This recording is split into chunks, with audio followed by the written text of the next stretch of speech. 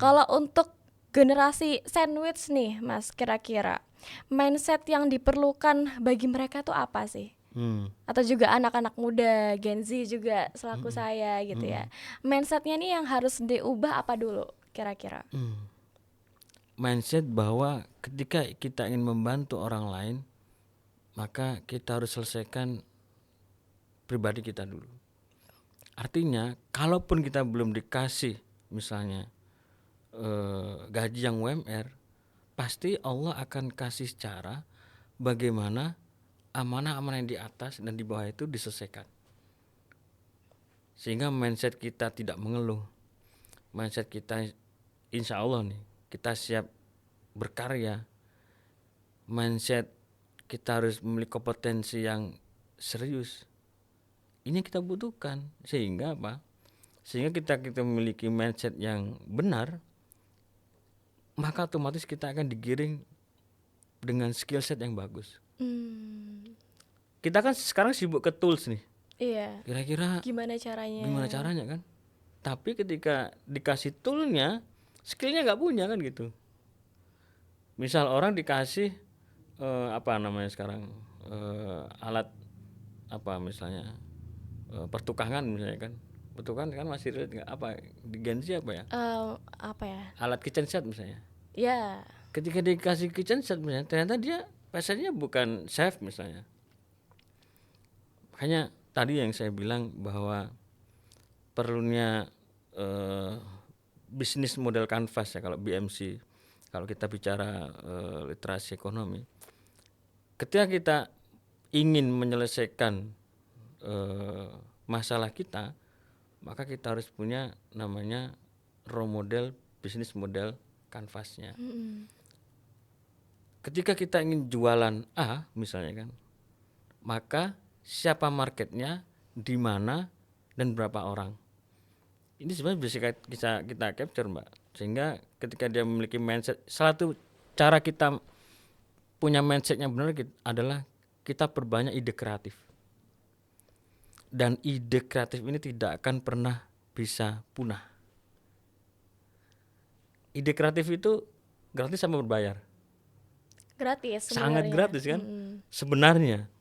Tapi makanya ini perlu mindset yang benar, itu harus punya mentor yang benar. Oke.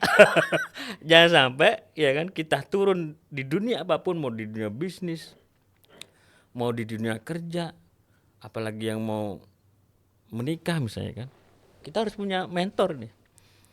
Contoh misalnya saya mau terjun di bisnis kopi misalnya, ya saya harus punya mentor gitu.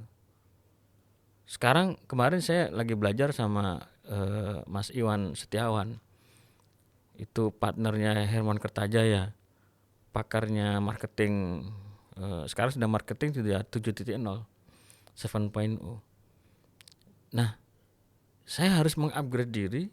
Bagaimana caranya saya punya mentor gitu dalam hidup saya gitu. Jangan sampai kita nggak punya mentor, bahaya nih. Apalagi sekarang ini besok rencana saya terbitkan, ini lagi di proses nih cetak Mastering Money namanya, buku saya yang terakhir, buku yang keempat ini tentang Mastering Money. Di salah satu buku saya itu saya sampaikan bahwa bagaimana kita punya literasi yang baik kalau kita tidak punya mentor yang baik. Bahkan kita di dunia ini kan mentor kita siapa? Mentor terbaik kita. Mentor terbaik tetap Allah. Allah kan Tuhan kita kan. Makanya ada buku namanya Berguru kepada Allah. Ini mentor terbaik kita. Kita ini hidup bisa nafas, ini karena ada yang mau menguasai kan. Alam semesta ini ada gitu. Dan sehingga tidak bertabrakan satu sama lain, itu karena apa? Karena ada yang menguasai, ada yang paling menguasai. Sehingga kalau kita pengen pekerjaan kita benar, kemudian bisnis kita benar, hati kita benar, maka kita perlu mentor yang benar juga. Oke, berarti dari mindset dulu ya. Iya. Dan dari itu kita juga harus mencari mentor gitu. Betul. Ya, supaya kita benar gitu ya. Jangan-jangan mentor kita juga kena sandwich generation. Waduh. Double kill. Pas kita mau curhat ke mentor, iya sama Mas, saya juga kena generasi sandwich gitu kan. Malah bukan mentorin, malah adu nasib Adu gitu nasib. ya Mas. Iya Oke, gitu. oke. Berarti dari sini mungkin kita ini perlu merubah pola pikir untuk apa ya, menjadi founder gitu mungkin ya. Betul. Iya. Karena kan tadi kita harus punya mindset ingin membantu. Iya. Kita harus punya mindset bisa mengeluarkan apa ya, produk yang bisa memecahkan masalah orang gitu ya. Betul. Jadi kan di sini kita harus menjadi founder ya Betul. gitu ya. Nah, cuman masalahnya anak-anak muda itu sebenarnya banyak Mas yang pengen jadi founder gitu ya, CEO. Di komentaran sosmed itu TikTok, Instagram, aku mau punya suami CEO kayak gitu. Itu kan berarti dia tertarik gitu ya dengan CEO gitu ya, dan dia juga pengen untuk buat usaha gitu, terus pengen jadi founder. Cuman masalahnya adalah modal gitu. Jadi bagi mereka itu untuk kita menjadi founder, untuk kita punya usaha, punya bisnis dan bisa membantu orang tuh kita harus punya modal yang besar. Itu betul nggak sih Mas? Ya minimal kita cita-cita jadi CEO yang menyamar lah.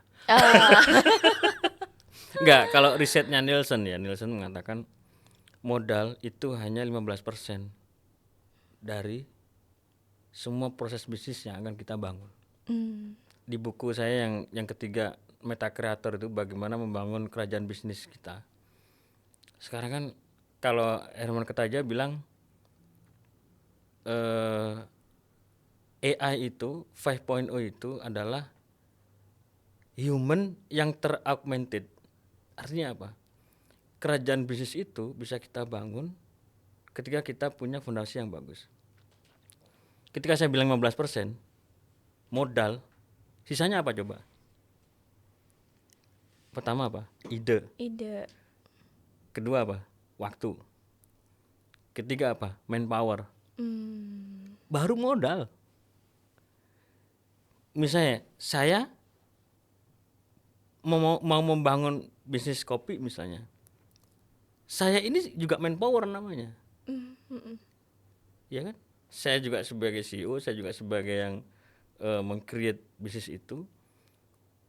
Tapi di dalamnya saya juga ada ide, betul nggak? Betul. Makanya modal itu bukan segala-galanya. Tapi segala-galanya tidak akan bisa kalau tidak ada modal. Balik lagi ya, ke modal itu harus ada gitu. Nggak, minimal gini. Orang, modal itu kan investasi ya. Iya. Kira-kira misalnya kalau saya tanya, kenapa saya harus berinvestasi di bisnis entertainment misalnya? Oh, karena selama ini bisnis entertainment itu masuk kategori bisnis terbaik misalnya di 5 tahun terakhir misalnya kan. Contoh misalnya F&B itu kenapa dia masuk bisnis yang masih sustain sampai hari ini? Karena 32% orang Indonesia itu menghabiskan uangnya untuk F&B.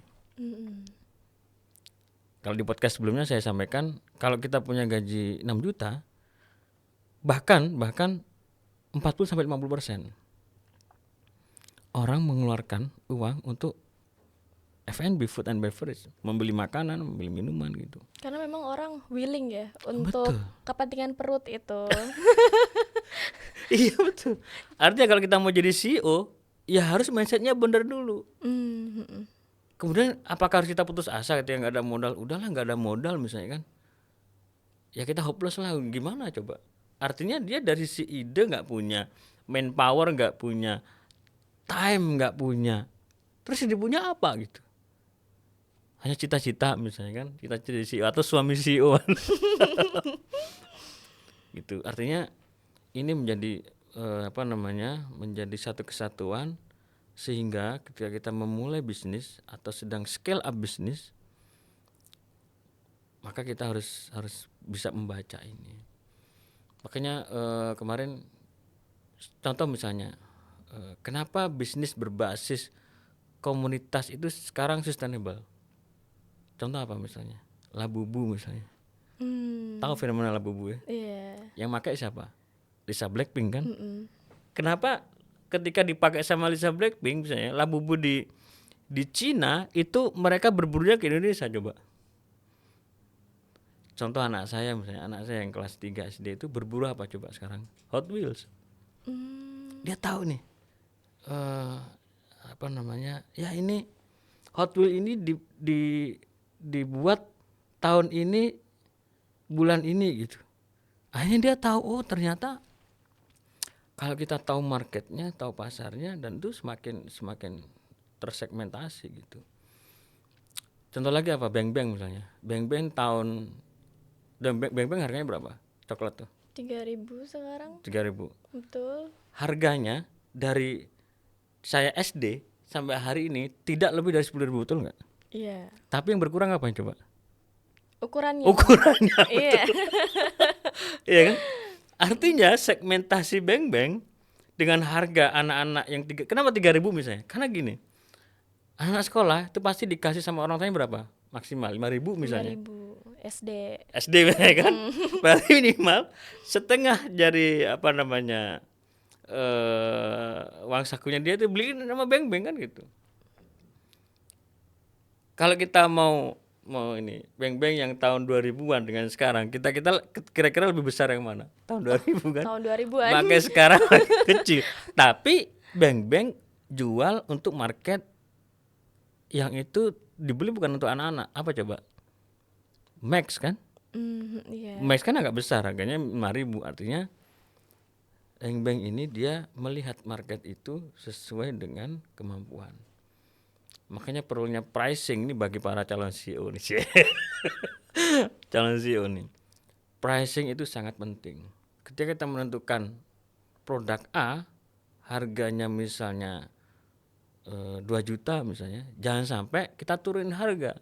Karena ketika kita udah nurunin harga, maka akan menurunkan market kita, maka akan menurunkan daya beli. Contohnya apa coba? Kalau yang tahu Lucky Strike ya? Rokok. Makanya saya nggak tahu. Lucky Strike itu, rokok itu dulu untuk orang-orang elit. Yang beli itu adalah orang-orang elit lah maksudnya, orang yang berduit. Tapi ketika itu ditarik marketnya menjadi siapapun bisa membeli Lucky Strike dengan harga 20 ribuan, 15 ribu, maka market dia lari dan dia tidak mendapatkan market yang asli. Tuh pentingnya kita membaca market sebelum jadi CEO. Oke, berarti yang dipelajari pertama adalah pricing point-nya itu. Pricing point. Oke, harus mengenal marketnya. Betul. Oke, nah ini kalau kita melihat di era sekarang ini Mas, ini kan era digital gitu ya, era AI gitu. Sebenarnya teman-teman ini sudah melek gitu terkait digital dan AI itu. Kira-kira kalau semisalkan kita membuat usaha, itu apa nih yang bisa kita lakukan kalau kita memanfaatkan antara digital dan AI gitu?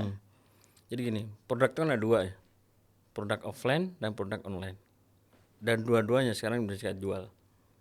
Kalau dia ini saya lagi bikin kelas, master class digital marketing namanya. Itu ketika dia tidak punya produk offline, kalau Mbak Mia kan punya produk offline nih. Iya. Roti, misalnya jilbab, misalnya baju. Tapi gimana kalau Gen Z yang nggak punya produk offline? Ada namanya produk digital. Pernah beli produk digital nggak, Pak? Itu produk jasa gitu. Produk digital. CapCut punya nggak? Oh iya ada. CapCut Premium punya nggak? Ada. Nah itu namanya produk digital. Oh, oke. E-book pernah beli nggak? Pernah. Itu namanya produk digital. Artinya ketika tadi saya bilang ada ide, ada manpower. Ketika orang mau bikin e-book butuh modal nggak? HP kan semua punya HP, iya. bisa bikin ngeprom kita di GPT, di Gemini misalnya kan, atau di cloud sekarang ya, itu semua bisa dibikin. Jadi kerjaan saya dulu itu ternak mini e-book, Mbak. Oh. Jadi saya sehari bisa bikin 4 sampai 5 mini e-book. Wow. Tips apapun saya jual. Satu ide, tema bisa di 100 buku e-book. Berarti banyak sekali ya e-booknya sekarang. Bisa banyak sekali e-book saya. Oke. Dan itu banyak platform sekarang. Misalnya di punya Agus Leo Halim misalnya di LinkedIn misalnya, itu bahkan ada ibu-ibu mama di Australia itu faceless, dia jualan produk digital laku per bulannya bisa 400 sampai 300 juta. Artinya ketika kita bisa memanfaatkan teknologi berbasis AI ini, maka semua akan bisa menghasilkan. Oke. Iya, Ya memang kan? relevan sekali Relevan sih kan? sekarang. Yang penting kita punya ide apa, mau kita jual produk offline atau produk online-nya gitu.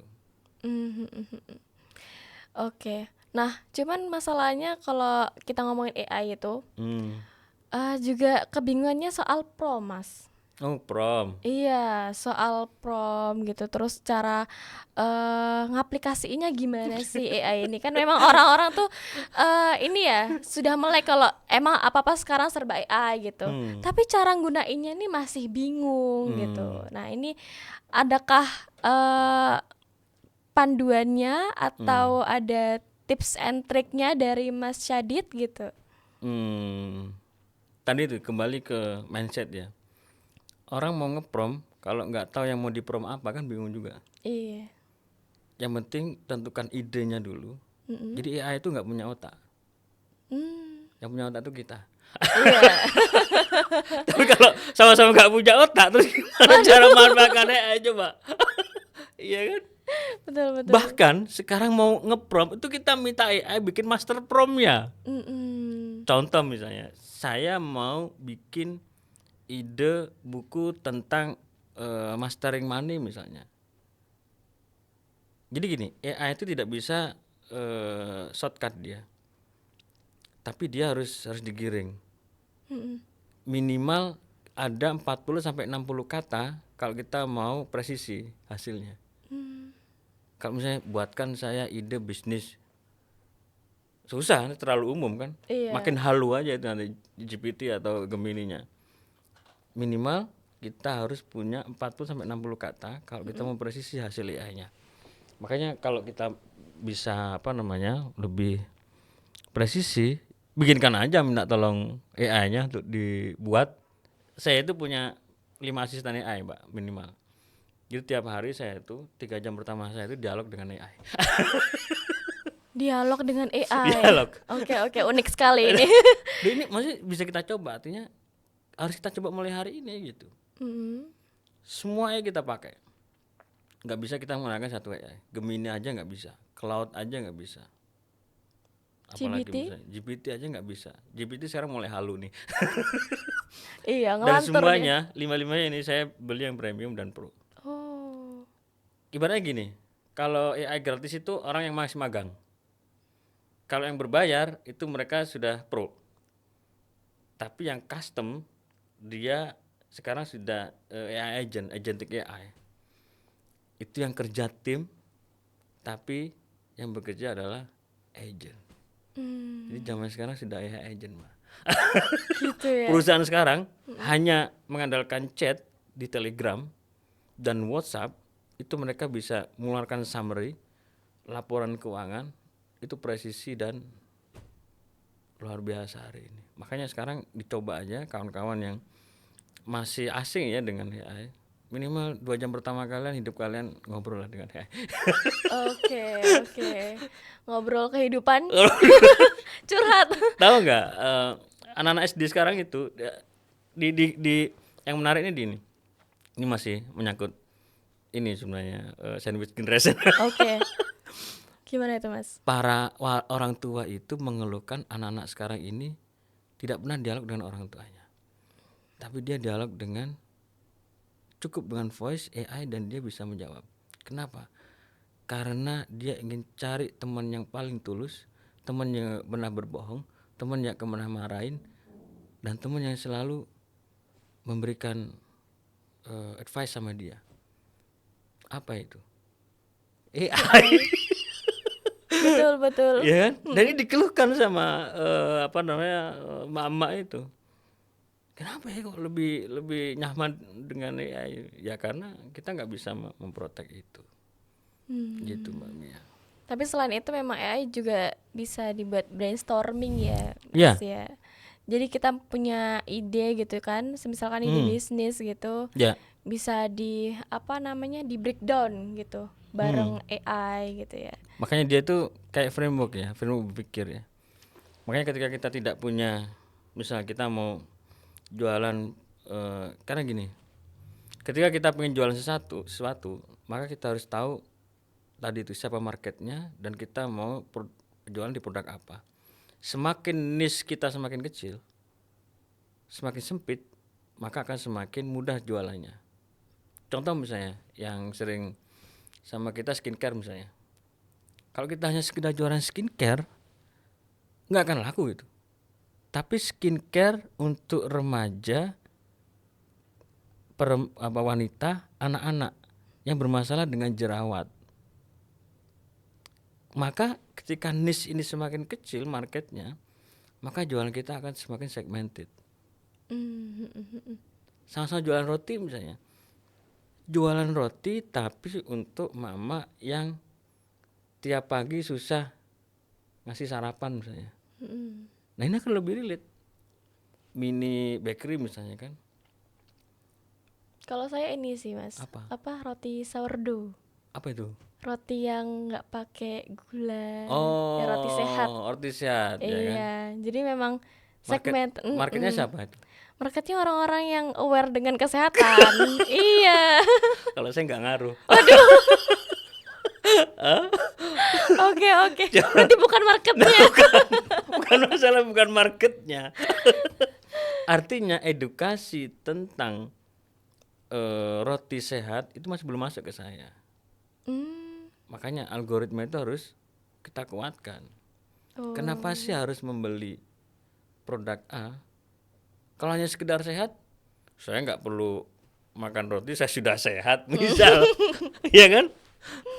Misal di situ misalnya kita edukasi berapa kadar tepung dan kadar gula yang harus kita konsumsi tiap hari, misalnya itu harus ada edukasinya. Makanya pekerjaan terberat itu bukan bagaimana orang beli produk kita, tapi bagaimana kita mengedukasi orang untuk membeli produk. Oke. Ya. Makin berat kayaknya hidup ini. Iya. Ya kan? Oke. Gitu. Oke, ini kalau kita ngomongin balik lagi ke sandwich ya. Solusinya apa kira-kira?